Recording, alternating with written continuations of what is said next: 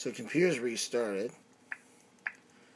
It seems like sound's responding, but look how slowly it's responding.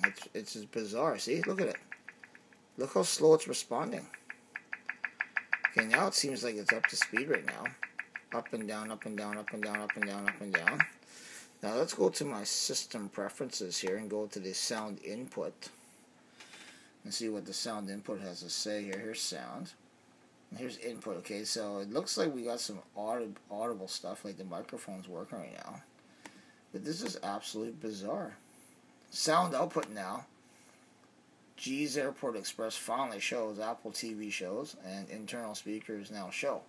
G's Airport Express didn't even show for quite a while there, which is absolutely bizarre. So I don't know what's going on here.